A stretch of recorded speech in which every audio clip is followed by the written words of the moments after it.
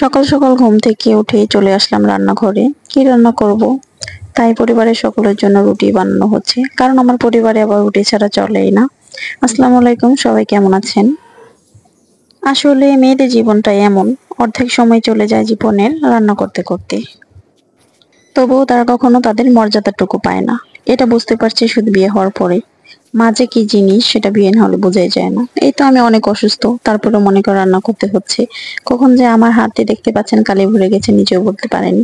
গ্রামে কাজ করি, মাটির চুলায় রান্না বান্না করি, তো থালা বাসন মাজতে গিয়ে যখন যে আমার হাতে কালি ভরে গেছে খেয়ালও করিনি। তো রুটি বেলতে অনেক কষ্ট হয়, আর এই আটা মথতে অনেক কষ্ট হয়, কিন্তু মনের মধ্যে একটু রাগ আনি, তখন আর কি আটা মথতে আমার আর কি সুবিধা হয়। অনেক অসুস্থ থাকা সত্ত্বেও আমার নাস্তা তৈরি করতে হচ্ছে, কারণ কে আমাকে করে খাওয়াবে? শ্বশুর বাড়িতে তো আসলে ওরকম কেউ নেই। আবার যারা সুখ পায় তারা সব দিক থেকেই সুখ পায়, আর যারা না পায় তাদের খাটতে খাটতে জীবনে অর্ধেকটা সময় চলে যায়, কিন্তু কখনো তারা নাম পায় না। তো আমার বেলুন ফেরি দেখে কেউ আবার বাজে মন্তব্য করবেন না, কারণ আমার শরীরটা অনেকে অসুস্থ। আর বুঝতেই তো পারছেন, ঘরের বউরা যদি অসুস্থ থাকে তাহলে তাদের জিনিসপত্রের কি অবস্থা হয়।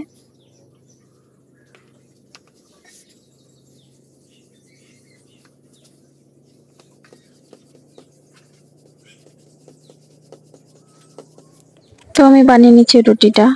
যত যাই হোক না কেন, যত বড়লোক ঘরের মেয়েই হোক না কেন, শ্বশুর বাড়িতে এসে কিন্তু কাজ করতেই হয়। তাই আমার মতে বিয়ের আগে মেয়েদের কাজ করা শেখার দরকার। কিছু কিছু কাজ হলে জানা দরকার, কেন না? তুমি যদি কাজে না পারো ভালোভাবে, তাহলে তোমাকে কথা শুনতেই হবে। আমার এমনি সংসারে কাজ করতে ভালোই লাগে, আমি ছোটবেলা থেকে কাজ শিখে আসছি, তার জন্য আমার আর কি কোনো সমস্যা হয় না, গায়ে বাজে না। কিন্তু যারা মনে করো ছোটবেলায় কাজ করে না, তাদের জন্য একটু কষ্টই হয়ে যায় সংসার করতে, তবুও তো করতে হয়। এখানে আমি রুটিগুলো বানিয়ে নিয়েছি এবং পরোটা বেলে নিচ্ছি। একা হাতে করবো তো, তাই আগে সব বেলে নিব, তারপর একে একে ভাজবো। আবার ভাজতে গিয়ে বেলতে গিয়ে এক একটা পুড়ে যায়, তাহলে আমার ওটা আবার খেতে ভালো লাগে না। তাই সব আগে বানিয়ে নিয়ে তারপর ভেজে নেব আমি। সংসারের কাজগুলো করতে তখনই ভালো লাগে যখন তার স্বামী পাশে থাকে। আমি আমার স্বামীকে পাশে পাই, তাই আমার কাজগুলো করতে আর কি ভালোই লাগে। দিন শেষে আসলে মানুষ মুখের কথাটাই আসল। তো আমি রুটিগুলো বেলে নিয়েছি, এখন ভেজে নিচ্ছি। এই তো আমার রুটি এখন সুন্দরভাবে আলহামদুলিল্লাহ ফুলে, কিন্তু আগে আমি রুটি বানাতে পারলে এভাবে পারফেক্ট ভাবে ফুলতো না। তো এখন আলহামদুলিল্লাহ সবগুলো রুটি আমার সুন্দরভাবে ফুলে ওঠে। তারপর আমি এই যে তাওয়ায় পরোটা দিয়ে দিলাম, এখন আমি পরোটা ভেজে নিব।